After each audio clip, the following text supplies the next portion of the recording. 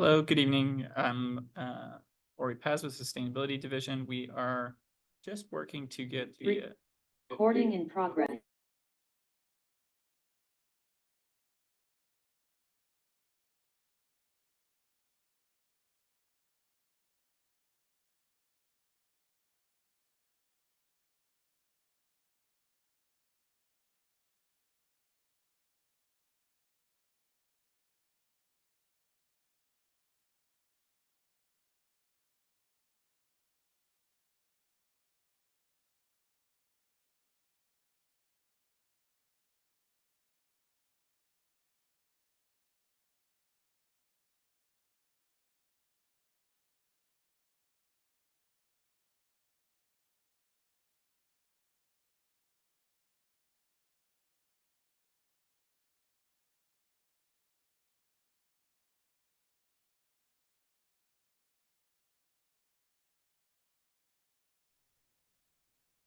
Okay, thank you.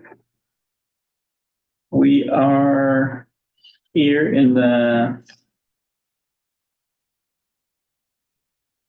downtown conference room. Thank you for your patience as we work through some technical items.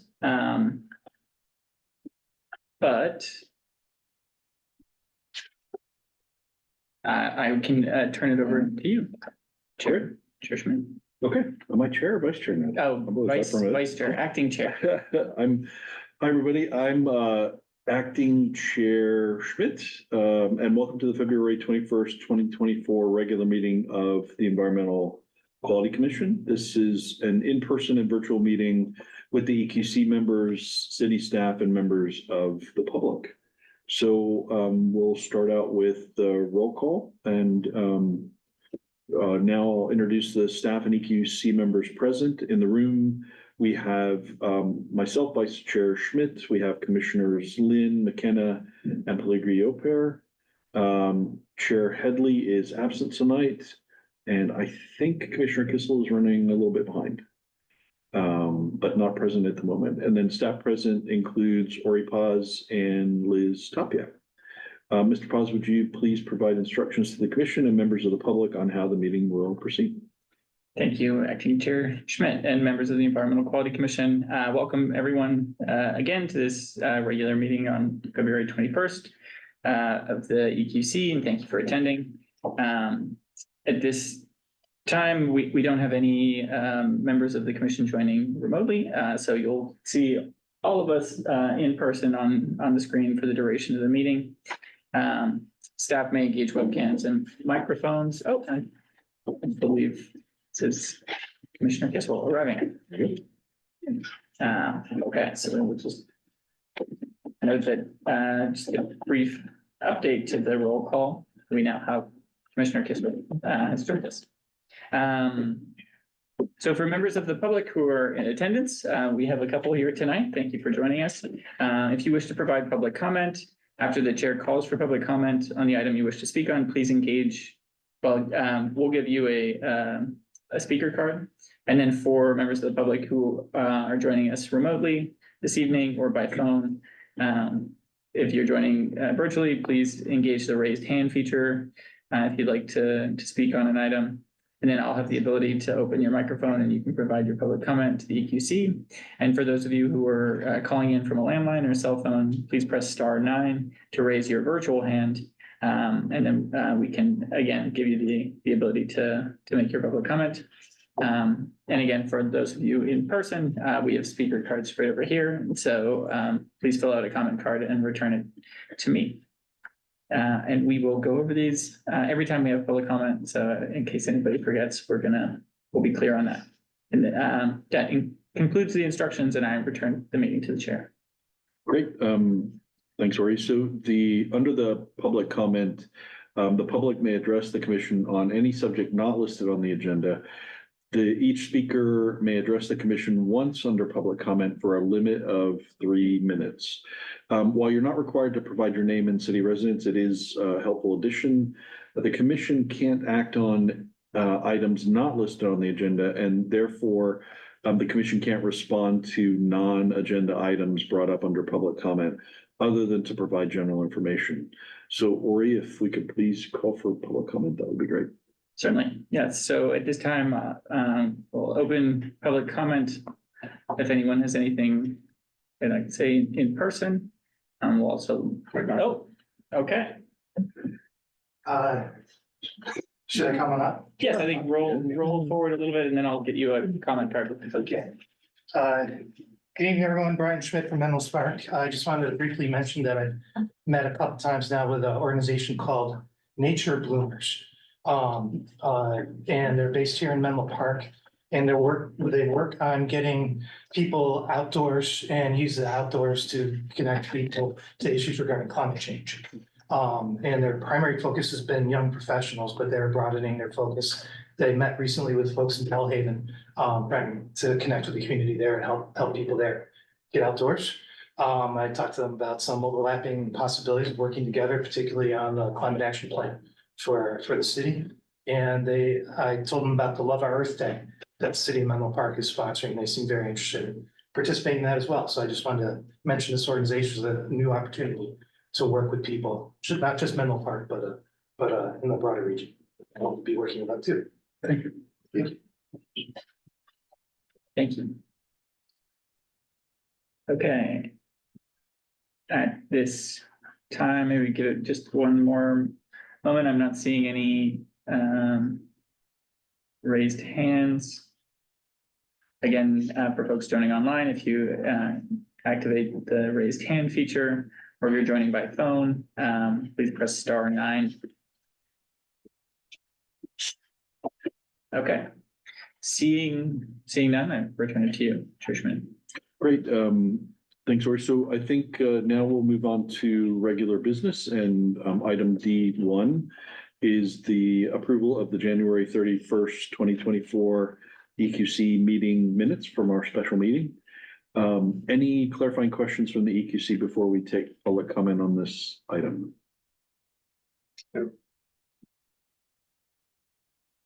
No.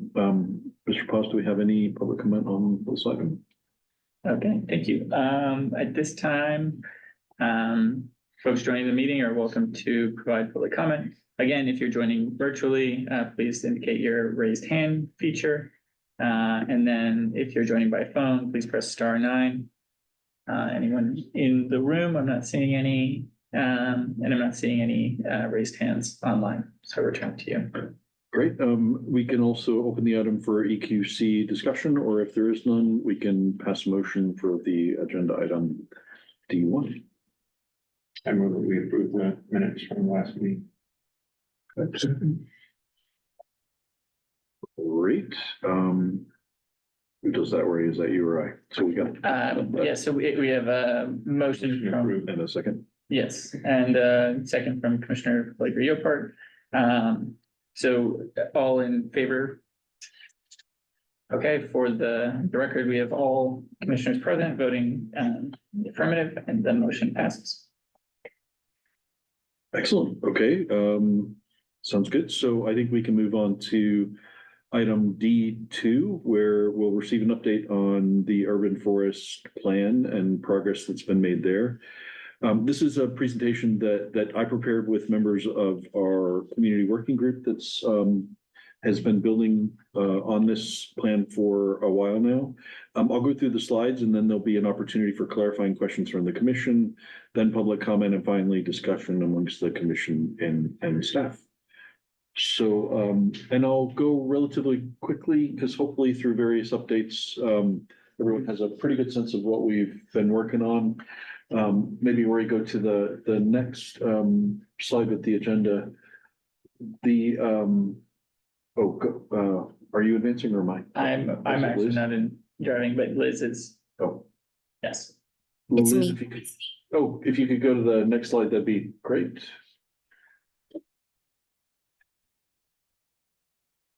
So some of the things I'll go over quickly, but just as a refresher, what is an urban forest plan? A little bit of why we're doing it. The formation of the community coalition, because it's a bit of a different model than some of these projects. Looking at how we structured the project management, And then really about different elements of the Menlo Park specific urban forest plan and then next steps. So Liz, if we could go to the next slide, please. So just in summary, this is it's a 40-year plan. It's a series of short and long-term goals really to achieve canopy coverage goals. This plan has a focus in Bellhaven. I think we know there's a lot of inequity in the main Menlo Park City tree canopy versus Bellhaven. I've seen different figures for that, but it's pretty stark difference, which you'll see in just a minute. It's a multi-year strategy. And it's a decade-long guidance for trees. And the idea behind these plans and the visual on the right is East Palo Alto's plan and their table of contents as a reference. The idea is it sort of outlives all of us in our participation in this stuff so that the canopy over time really grows and expands and adds to a lot of different benefits. So it outlasts multiple city councils and staffs and hopefully stays with a consistent focus on plantings, resources, community outreach, and those kind of things. And like I said, Bellhaven is the focus and main area for the plantings of the plan that we've been working on. So Liz, if we could go to the next slide, please. So this is the rationale about why we're focusing on Bellhaven, and this is literally just a simple screenshot. It's a little hard to tell on the screen, but if you look, you know, there's the coverage and the canopy is starkly different in Bellhaven than the rest of Menlo Park, and that has real world impacts, which I'll cover in just a minute. So Liz, if you could go to the next slide. One set of impacts, and I won't go into a lot of detail here, but we've been talking with the Air Quality District, and you know, the asthma rate and the number of emergency department visits is higher in Bellhaven, literally across the freeway. You have more people who have dramatic health impacts. Asthma, you have there was a lady in one of the meetings in Bellhaven that I attended. I think she was 62 or 63, she said, and she developed asthma from being a longtime resident in Bellhaven. So this data was pulled from some of the different census tracts and tools that we have access to, but just to give you a sense, health impacts are a major reason why this is a focus for the community coalition. Liz, if you could go to the next slide. The other rationale for this is we have a great roadmap. The East Palo Alto plan is approved, it's in motion. They adopted it in 2022. In that plan, they have it's like following a template. So we realized there was a great opportunity for us to just follow their lead, forming the same kind of partnership that they had formed. CAL FIRE grant is one that we're working on to fund the grant. And I was mentioning to a few people, we're just waiting for that NOFO to be issued. But there are other grants out there that can help us move this forward as well. And it, you know, really, there's an opportunity to have a clear set of goals, objectives, and then potentially update tree ordinances, although that's still under debate and discussion whether that's even needed. But the main rationale for working on this now is we've got a really simple roadmap we can follow. So that's another rationale. And then Liz, if you could go to the next slide, please. And then I don't know how effective this visual is, but it's this thing to remind people that although we love talking about buildings and transportation and all those other things, trees, you know, the magic triangle with trees is it's not only about climate, it's about health and it's about quality of community and quality of life.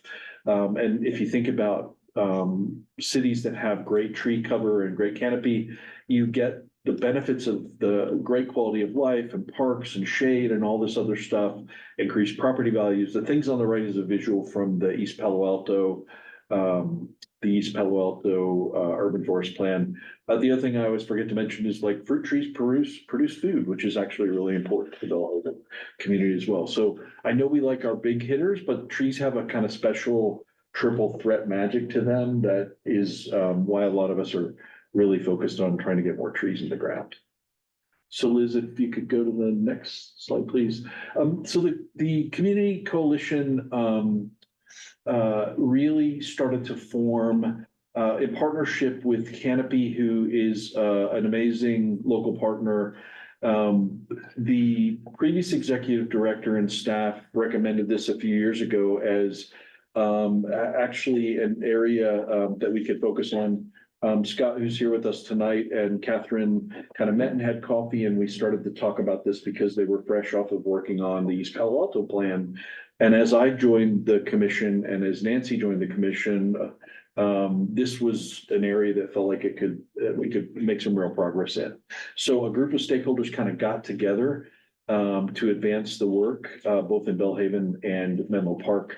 There was a little bit of start and stop, as I mentioned. We took a little bit of a pause because CAL FIRE didn't issue the grant that we anticipated. We'd written the grant, we had it pretty well prepared, we were ready to roll, the city was on board, and they never issued the NOFO.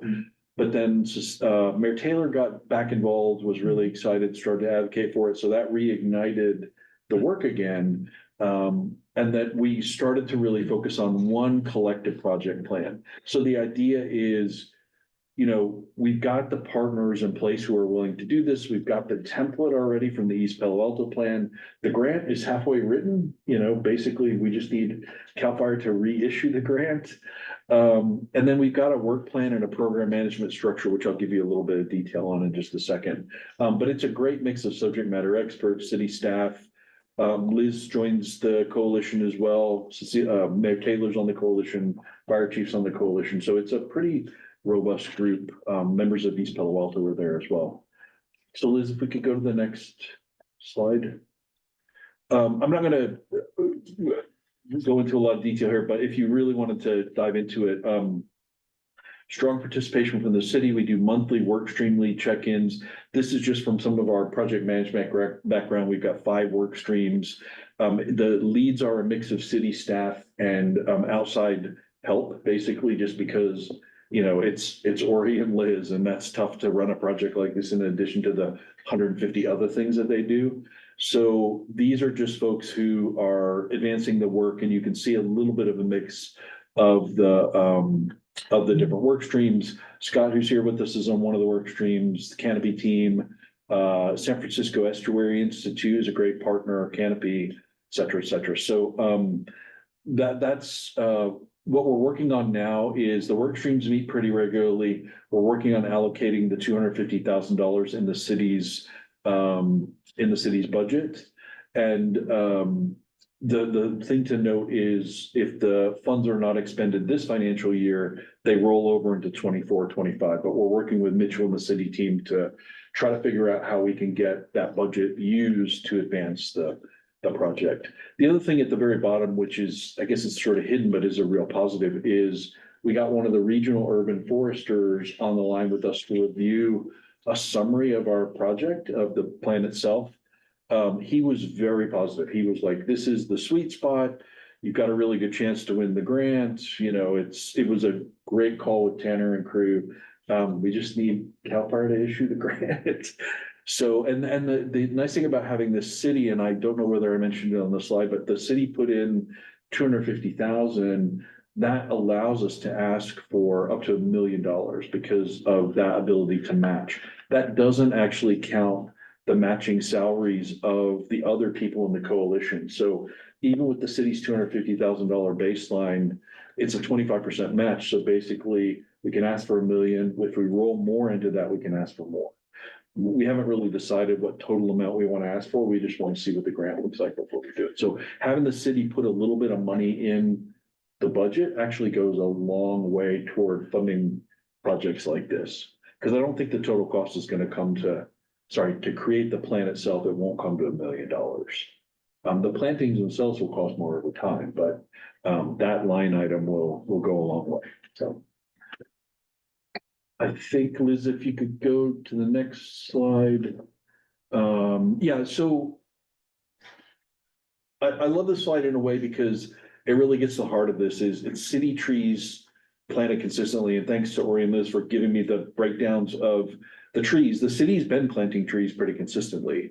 But there are so many trees that are lacking in that Bellhaven community, we still have quite a ways to go. And that the urban forest plan basically just creates that roadmap over decades to make sure that we have consistent planning. Like I said, beyond all of our time serving on commissions and city councils and stuff. So it doesn't necessarily increase the total number of trees that we plant every year. It potentially could, depending on how much money is available, but it makes sure there's a consistent commitment. And frankly, there's already been a really good commitment from the city. The other thing is, we will need to fund ongoing planting, even with an urban forest plan in place. That's where East Palo Alto is kind of hitting a roadblock now. They have their plan, but they're struggling to get money into the budget for actual plantings. But that's why having a partner like Canopy is important, because they are doing plantings all the time. They're finding money. We're writing that into other grants. There's a Cal EPA grant that the city partnered on. We haven't heard yet, oddly enough. It should have been early this year, but there was money set aside for trees in the ground through Cal EPA. So the urban forest plan is a guiding document, but then we still need to get trees in the ground as part of that. I think, Liz, maybe the next slide would be good. I won't go into a ton of detail here, but if you're interested in double clicking and diving into what's in the urban forest plan, there's a canopy assessment, which includes all trees, public and private. The city already consistently updates its private tree inventory through a vendor that they use. But we want to get an assessment of the entire canopy, public and private. And that's important for Bellhaven because most of the plots in Bellhaven are private. So that is one of the first things in what we're asking the city to start to spend a little bit of the money on, but hopefully we'll continue to get that done as a priority. And we've talked to Jillian about that as well. It's a multi-year collaborative effort with the coalition that we pulled together. There'll be community outreach, there'll be education, there'll be other parts that are part of the urban forest plan. We've already got a repository of best practices that we've built. So there are a lot of greening projects like this, and we'll continue to use best practices from other cities. And then hopefully as part of this grant down at the very bottom there, we can get in there, the initial grant we wrote had planting an additional 200 trees as well as part of the CAL FIRE grant. But like I mentioned, the CAL FIRE grant is literally just the starting point. There are a lot of other organizations that have urban forestry in their funding models. So Liz, I think we're coming close to the end here. So next steps, once the RFP is issued, we are ready to submit the CAL FIRE grant. We've got a draft of it. We'll update it based on whatever the most recent NOFO says. We'll find additional funding sources, and the Canopy team, Beth, who's the lead of that work stream, is always looking for funding sources that can be applied to this project and other projects in the city. We want to be able to utilize the city funds this cycle for the urban forest plan. So we're talking to Mitchell and Liz and other members of the team to make sure we follow that process. Participate in the tree inventory process. Let me see. We're going to look at policies that are part of large scale developments. This is the question is Bellhaven consistently pushes on the fact that developments are pulling trees out, but there's not a lot of trees going back in. So as part of the urban forest plan, we're going to really try to understand, could we put more rigor around tree removal and better understand the impacts of that? Because younger trees are not as effective as older trees, of course, logically as well. We'll increase the outreach and awareness building, and then we'll be engaging additional partners in the work. Okay, so deep breath. I think Liz, that was the last slide. And I think I meant to ask if there are any clarifying questions from the commission.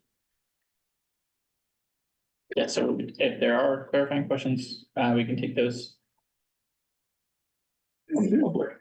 Clarifying questions from from the the, QC. yes, commission members, and then we need to do public comment before. I just have a quick one.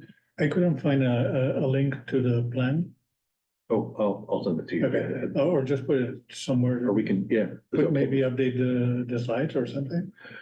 Yeah. Maybe more for next time. Well, we don't have, so let me clarify. The plan's not created.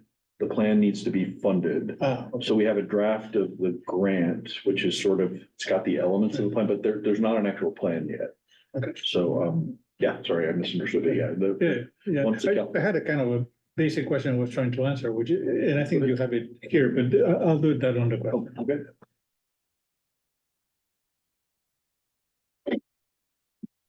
Any other? Whether it's clarifying or whether we get more details, but how much are we expecting to spend on the plan itself versus the trees? The plan, I want to say ended up being between 600,000 and 750,000, if I remember correctly. But it's because an outside vendor comes and creates it, they do a lot of community outreach, they gather it, they're right. I can get the exact figure just for clarity, but yeah, I think that was what EPA said, so. That's correct.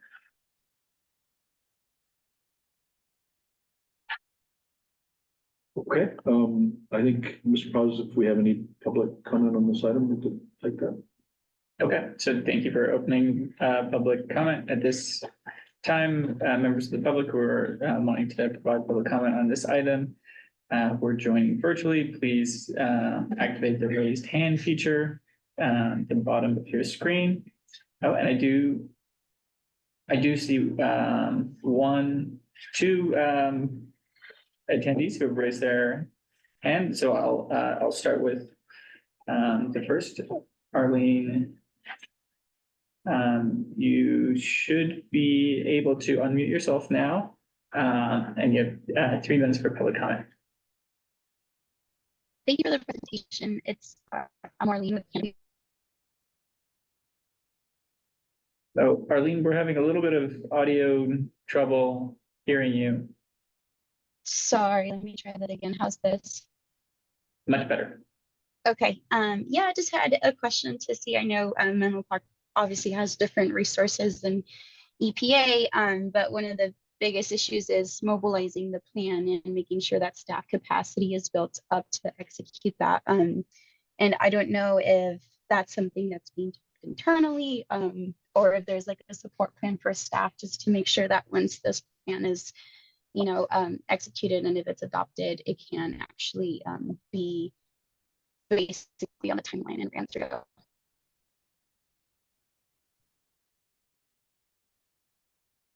I mean, I could take a run. I don't know if you've had a chance to talk to Jillian about it or if we're at that stage. So I think we can take in the question, and then during the course of the commissioner discussion, you can respond. Yeah. Okay, sounds good.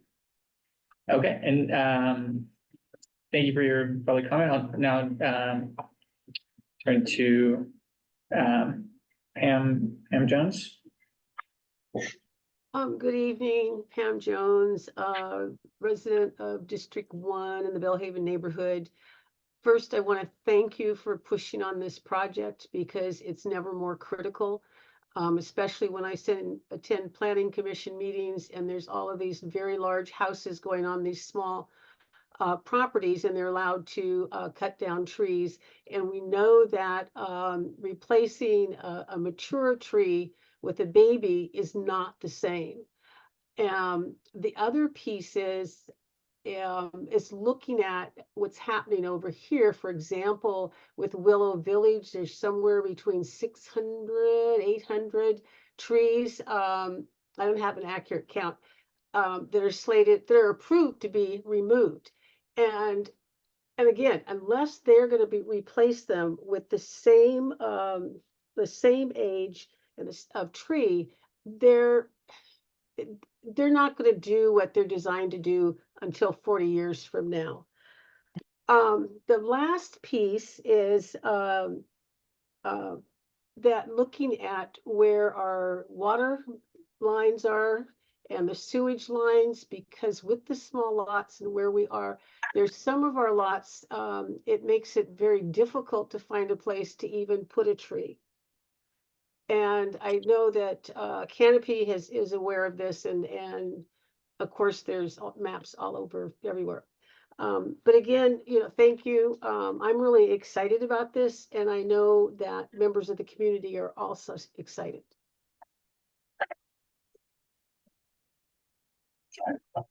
Thank you. Yes, we have, I'm seeing no more online, but we have one in person. I'll get you a speaker card, but if you could come just a little bit closer so folks online can hear you with the microphone. Yes, hello, Scott Marshall, Menlo Park resident, a former BQC member. And I would just like to say that I am obviously in support of the urban forest master plan. Menlo Park has a lot of great trees. They have a tree for a symbol. They have a heritage tree ordinance, but there seems to be ways that sometimes there's no guidance on how to manage the trees in Menlo Park. And an urban forest master plan will give staff something to look at, something to strive for, where the goals that we want to obtain are going to be more trees uniformly spaced throughout the city. So it's just one of those things that Jeff is working on that, and the group that he had mentioned is working on it. Will take some time, but we hope that by the end of the process, Menlo Park will have a master plan, urban forest master plan, like East Palo Alto, or Palo Alto has one. Mountain View also has a tree master plan. So we might be a little late in the game, but it's not too late to get the trees protected. So thank you very much. Okay.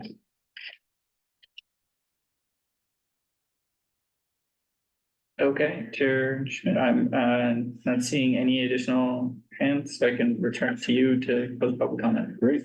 I think so. Close the public comment, and I think we can open it for EQC discussion in the room.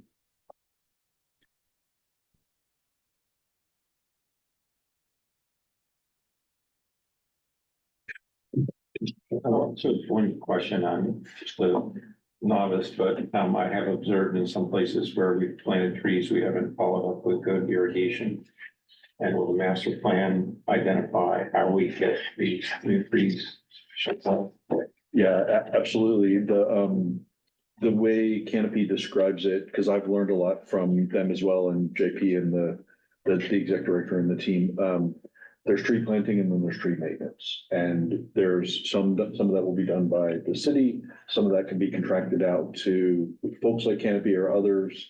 But yeah, those things go into. Because I will just observe it's not working every, they planted trees in Sharon Park that are just dying because we're not getting water. Yeah, and hopefully as we write the plan, part of the reason we don't write the plan as non-experts is, things like that get accounted for. Right. And the nice thing about the East Palo Alto one that I've seen is it's a very detailed action plan as well. It's not a high level white paper that feels very fuzzy and all this. There are parts like that, but then in the back end, there's a very detailed. I think, yeah, that definitely gets accounted for.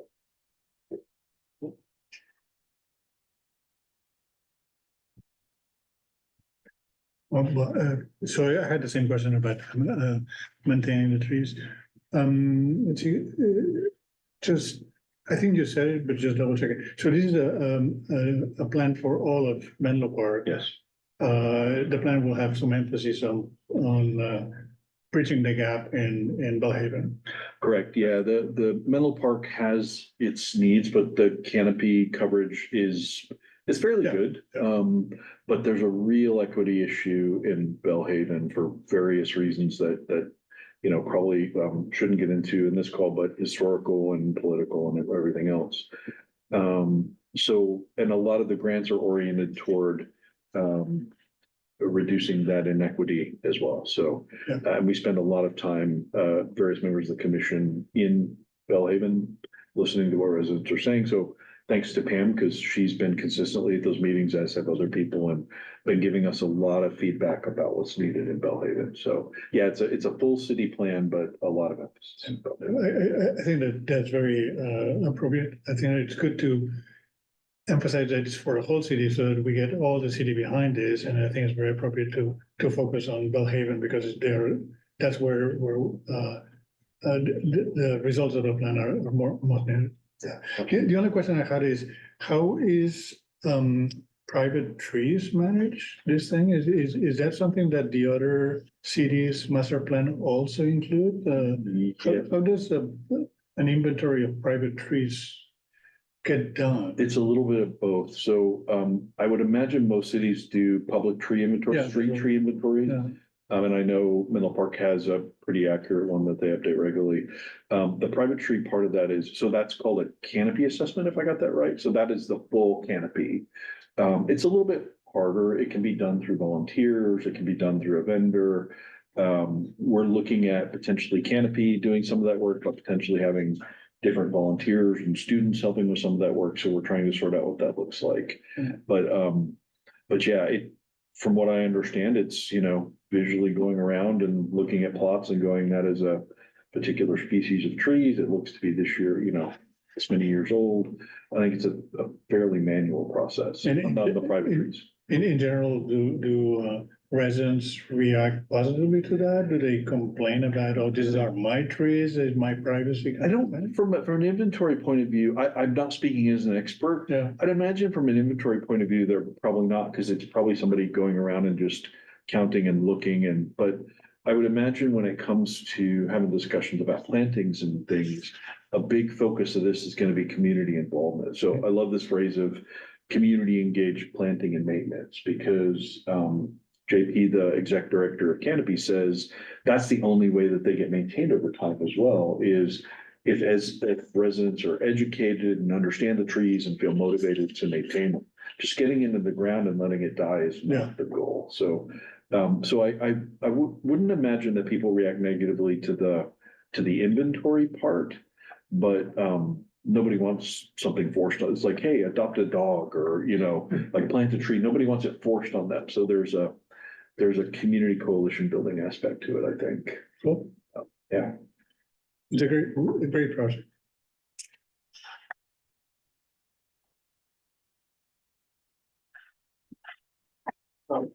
Yeah, thanks for all the work. It's great and really important to you and everyone else involved in the process. Yeah, I don't really have anything to add, just that maybe highlighting what the comment from Pam Jones about the importance of preserving existing trees. Yeah, just highlighting her comment that, a new tree is not the same as an existing tree. And so I don't know if the urban forestry plan can include that in it, or if that requires another step in terms of like building or city ordinances or whatnot. But I think that would be a really important thing to keep at top of mind.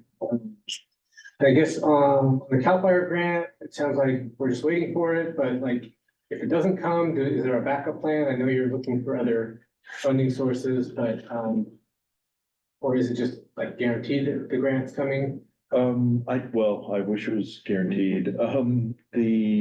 I'd say what I've been learning and working on other parts of updating the climate action plan is there are more organizations, funding urban forestry stuff than I had recognized and realized.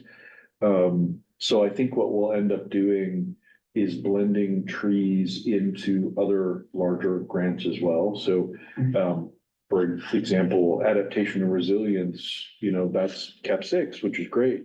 There's a very nature-based aspect to that. Shade trees are great for stormwater. I won't bore you with all the details, but a lot of those A&R plans have, trees as part of them. So to your point, CAL FIRE is what we're hanging our hat on because we have a really good shot at it. But we also have other real funding opportunities kind of waiting in the wings that we'll be working on that hopefully gets there. Great.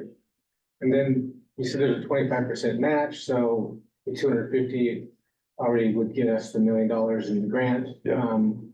And that the plan cost itself is about $600,000, which seems I think that so much includes, money to me, but well, that includes like trees in the ground, that It does, includes okay. consulting, that includes paying people for outreach. It's I can get the exact numbers and feed it back to the group, but that was, for some reason, I've got that in my head as the amount, but it's not just that's not just the cost of writing a document. It's like all the work that goes behind it. yeah, I mean, to Commissioner Kissel's point, making sure the trees are maintained and irrigated properly is probably a big part of it too.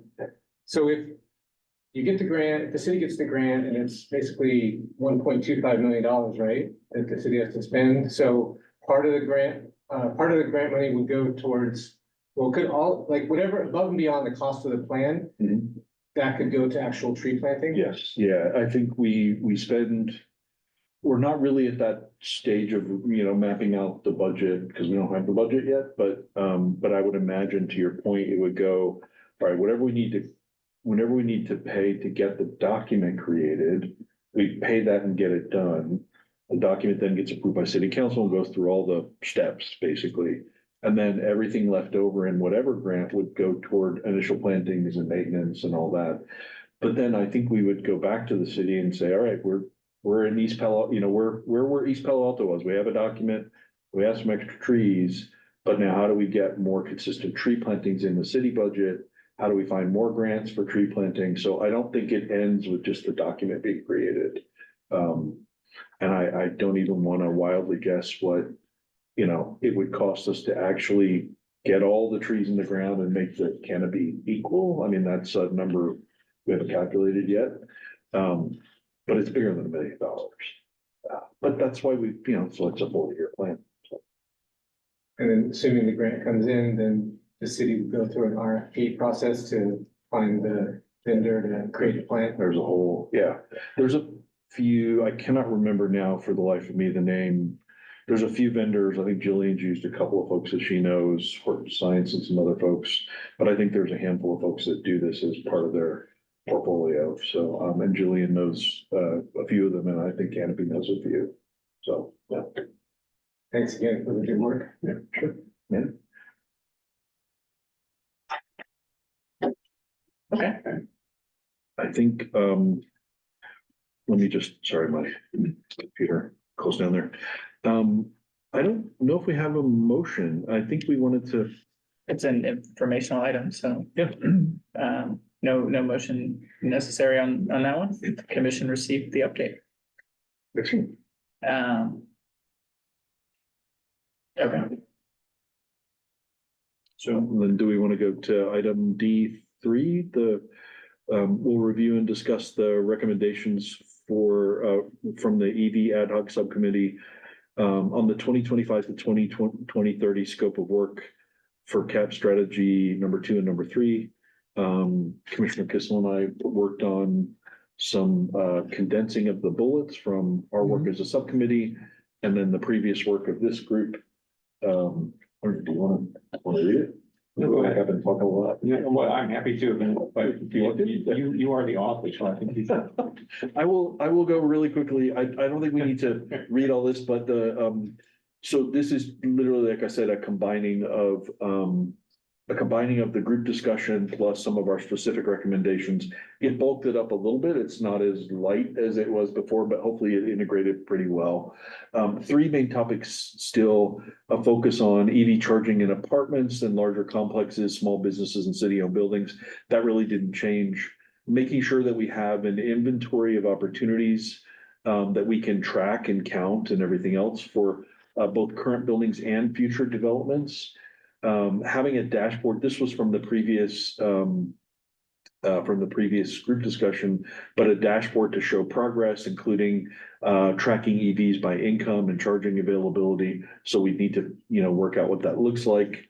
The partnership bullet is the same. So partnering with public agencies, private owners, and then a focus on private residences after completing the target group above. So this was a sort of a meshing of both. It's not that we're forgetting private residences or we don't want to ignore them, but we're prioritizing the number 1 group, and then private residences come after that, which gives us some momentum rolling into private residence discussions. And then incentive-based rules. And this is something we talked about as a group, are there incentive-based rules? Can we talk about reach codes and other things as well? So that's sort of a big cluster of focusing how we want to focus. It still does the 1, 1, 1. I swear I had a 1, 2, 3 when I said it. I don't know what that is. Second item, number 1. Good job.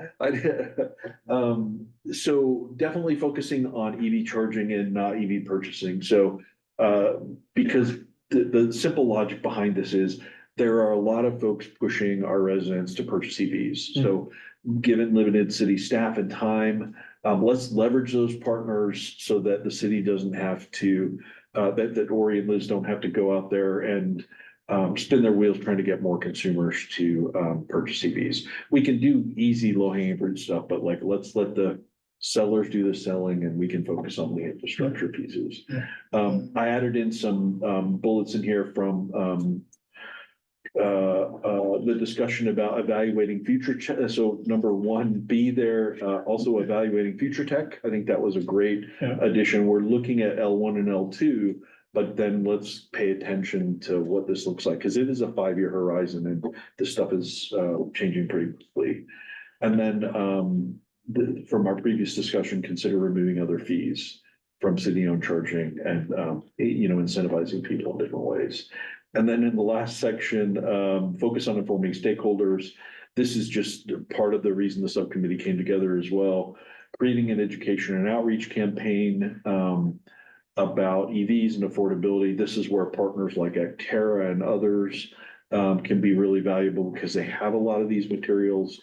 I heard back from Lauren, the exec director, and she's excited to partner with the city if we want to go down this route, but they have workshops in English and Spanish. They have EV ambassador programs. They're just a good example of like somebody who's already got a lot of this stuff and the city won't have to reinvent a lot of it.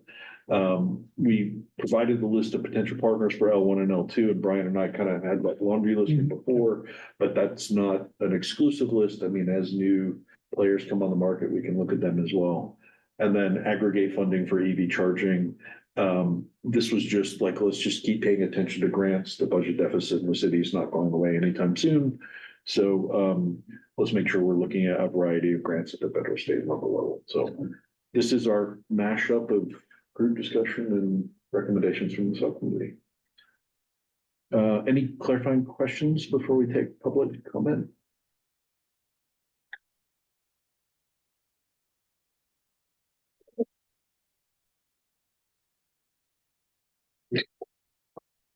Mr. Balzani, do we have any public comment on this item? Thank you, Chair Schmidt. So at this time, any member of the public who's like to speak on this item, who's in person, please activate your raised hand. Or if you are attending virtually, please activate your virtual raised hand. And for those joining by phone, please press *9.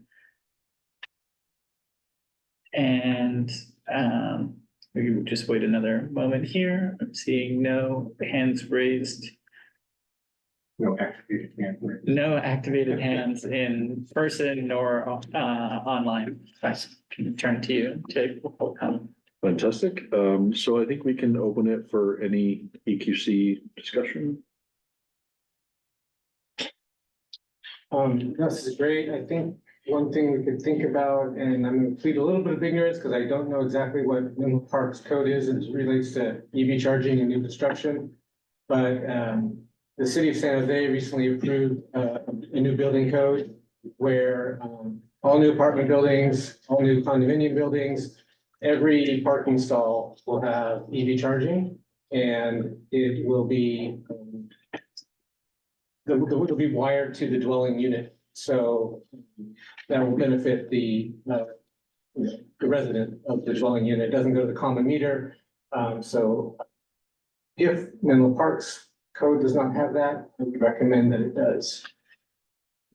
Because we know the least costly time to put in EV charging is new construction.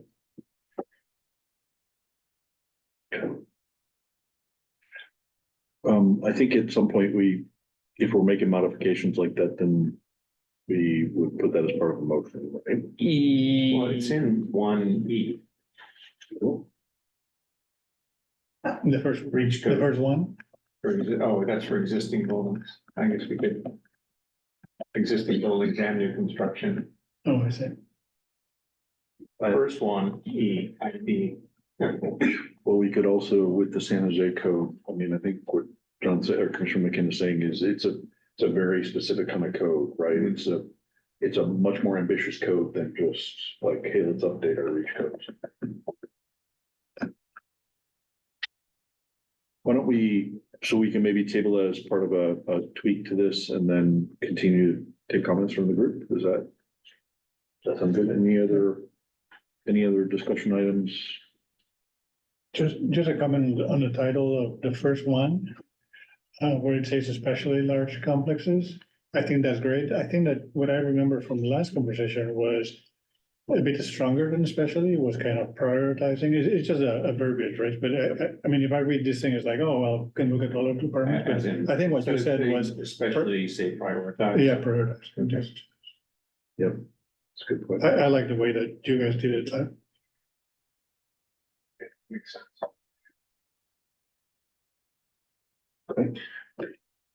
Look good. Okay, sounds good. Well, if there's no further comment, maybe, it sounds like we have two recommendations to tweak this a little bit.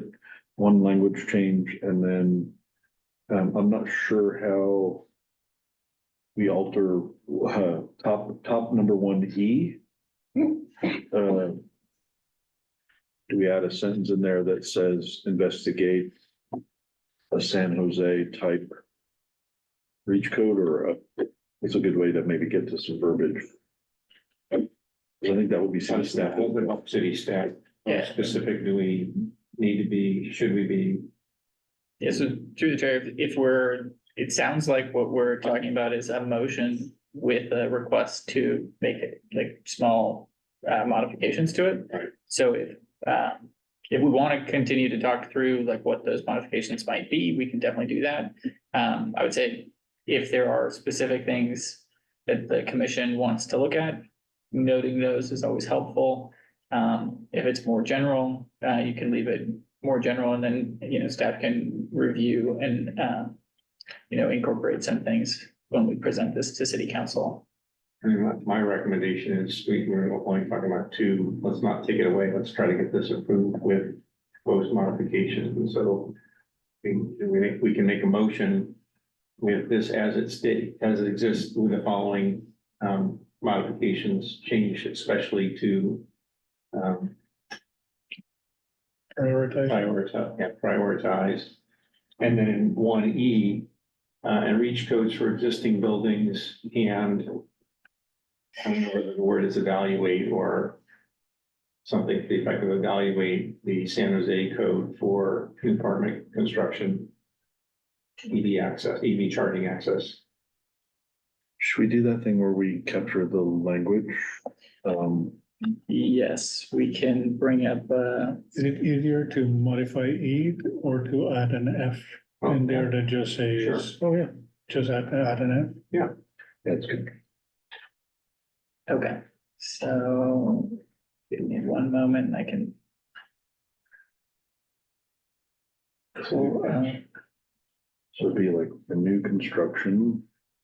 I didn't know, does it say You could say, power has to come, do they have to have a charging device or just power to install? Don't know if it's level one, it might just be a level one Yeah. receptacle, but I don't know.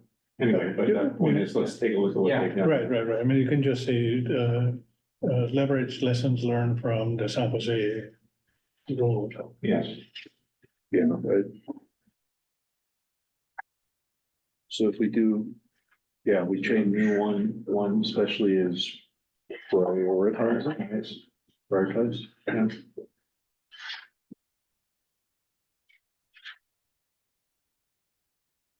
And then I like that we do an F under there instead of combining E.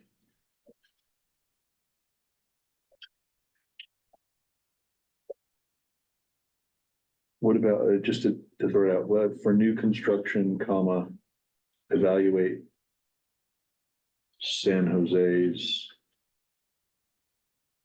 reach code as a model for Menlo Park. Yeah, something. Yeah, Something, yeah. that's their EV charging. Mhm. Okay. It was recent, boy, was that this month, I think they passed it? It was pretty recent. Yeah. So that's Yeah.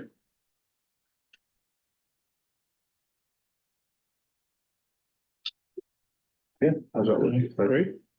Could make a motion. Can you make it a two? Went longer there. It's not gonna stay fixed.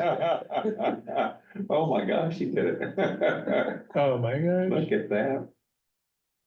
I'm so nitpicky with stuff like that. I know it was submitted with a 1, 2, 3. I know it was. It kind of makes it easier to say two as opposed to the second one. It's super confusing. So I move that we accept the cap 2 and cap 3 recommendations from the subcommittee. We have a second? Can I just one quick question? Sure. If something new comes up that we want to include in this, we still have an opportunity to do that next month or before the final 2025 to 2030 plan gets approved? Yes, yeah, it's not entirely locked. We do want to kind of keep the momentum and focus on the other cap items because we have 3 other ones to keep going. But yes, there will be that opportunity. And then again, at the meeting, this is going to be presented to the city council. Members of the commission can join as individuals to express anything else that comes up. Okay. And then through the chair, just a clarification, is the motion to adopt the recommendations with the changes shown on the screen? Yes, apologies, yes. Is there a second for that? Yep. So it says, Mr. Paz, please state the motion. Oh, because we have to vote, yeah. Yes, so we have a motion by Commissioner Kissel and a second by Commissioner McKenna to adopt the recommendations from the cap 2, 3 subcommittee with the changes represented on the slides here. Now reordered to 1, 2, and 3. And so we can turn now to vote, and this would be a recommendation on the scope of work for implementation of those 2 cap strategies between 2025 and 2030. Okay, so all those in favor? For the record, we see all commissioners present voting in the affirmative, and the motion passes. Excellent. And so we have a second motion, which I don't have in my notes here, but Nancy told me to make sure I do, which is now that that's been accepted, a motion to dissolve the subcommittee because we're meant to not be eternal. Yes, we're right on our deadline. So, yeah, so there we go. So, yeah, I would propose we make a motion to disband subcommittee that Ori just mentioned, given the completeness of the work. I second it. Well, I don't think I can do the first. Do I make the motion? How do I do that? I don't know. Why not? Or I'm proposing that's a motion that we put forward. Okay, I think you can technically make a motion as the chair, but yeah, so, Yeah, I think Nancy did it last week. Yeah, okay. okay, Sounds good. So we have me as first and yes, and then Commissioner Caligari of part is the second to dissolve the cap 2, 3 EV subcommittee. All in favor?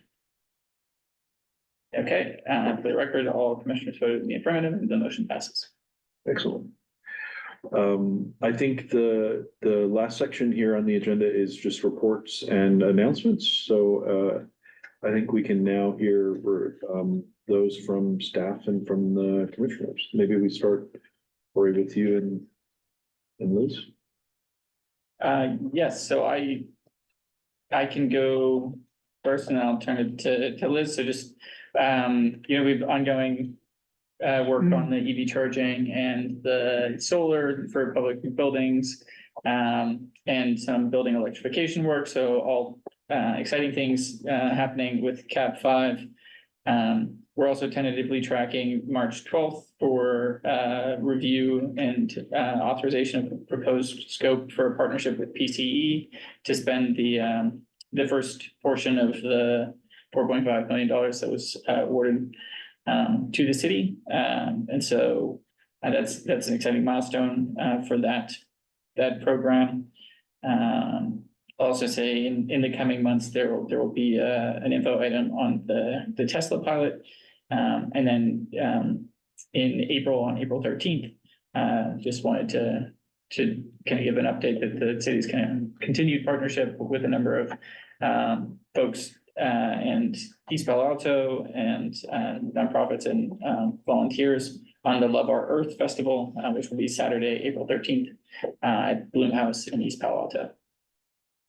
And with that, Or you're talking about the Tesla pilot, is that the police department Tesla pilot or a different one? yes, yeah, so it's kind of the next step of from what was presented to the EQC at the last meeting. Okay. Okay, and I'll turn it over to Liz. Okay, so in addition to what Ori was saying, and a lot of our work has been collaborative lately, but something I've been working on independently is the electric gardening equipment rebate. We had a really good first initial kickoff meeting for that. We're going to be working with Acela to administer that program, or not Acela, Actera. Sorry, building stuff crossover. So we're working with Actera, and we're looking at a kickoff date of Earth Month, April 1st, with some preliminary trial residents who have shown interest in the program. So they'll be like our guinea pigs, and we're going to be working with Menlo Park retailers to get residents and gardeners those rebates. So that's been some of the highlight of what I've been working on. So Liz, just to remind us, the rebate will be to either gardeners or residents to turn in a gas-powered device. They will, it's gonna be a trust basis, we're not gonna monitor if they're turning the gas equipment in. It'll be a voucher base. They'll get a voucher to go to one of the retailers and get that electric equipment to make that transition. And yeah, it will be both for gardeners and for residents. And will there be a program for disposal of the gas-powered devices? We are looking at setting that up. That would be a kind of a partnership with Public Works. So that is in the works as well. But first, we're getting the rebate program going.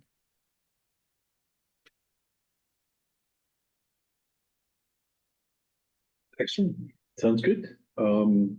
If there are no other questions for Ori and Liz, maybe commissioner updates, either subcommittee updates or beyond the subcommittee, any work you're doing that you want to share with the EQC? I just wanted to point out that tomorrow is the monthly board of directors meeting of the PCE, and it's open to the public. And I always find it quite interesting in general, but tomorrow there is a discussion about their turnkey electrification installation service for single family homes. They have $24 million of their own, and then I believe that they are counting on 2 million of our funding. And that's a very exciting program that they are doing for turnkey electrification. So if you're interested in seeing it, I believe that tomorrow they are going to finalize signing the contract with a particular vendor, Franklin Energy. And there are details there about There were 3 vendors. I think that tomorrow they are choosing. I believe that's my I understanding. think they've already chosen Franklin. So I think that they have to approve it tomorrow formally. What time is that? I think it's at 6, I believe. Let me double check. Oops. I must say, just kind of tagging along with that, I'm just so impressed with what PCE is. Yeah, We've been kind of trading emails about various things, and relative to the state and the rest of the country. And PCE, we are just so fortunate to have them as a partner here in Menlo Park. it's at 6:30. And it's pretty easy to attend remotely. There is a bit of they have an owl like ours, so the image keeps flickering from one person to another, and the voice is a bit, but you can follow. It's worth it, I think. I'll just say that the building decarbonization subcommittee has been working with staff and outside resources, and will be presenting its recommendations next month for the 2025 to 2030 plan. Guess we could say the same thing about Cap 6. Eduardo, Jeffrey and I are working on adaptation resilience. We've got a draft outline that we're reviewing, and pulling in different members of the coalition to start to shape that up, and I think we're in April still, right? So we'll follow John and team the next month. One other thing I think some of us been talking about is how we get multiple cities to work together, to work with California Public Utilities Commission to get the publicly owned utilities, investor-owned utilities, to get our rates under control. Because all this work we're trying to do to electrify is really going to come crashing down if we don't get electricity rates. I just read, and I think I shared with somebody, Palo Alto just lowered their electricity rates. Whereas, you know, they're now at 14 cents to 20 cents. And we're at 34 to 72 cents per kilowatt hour. It's going to kill all of our electrification efforts when consumers do the math. When they go, you know, it's going to be cheaper to heat my house or drive my car with fossil fuels. And we've got to find a way to get CPUC accountable to rate payers, not to the utilities. So, and Jeff and I have talked about, you know, trying to put together some kind of white paper and get a coalition of cities. We've just got to put pressure on legislators and the CPUC, or all this work is going to get undermined.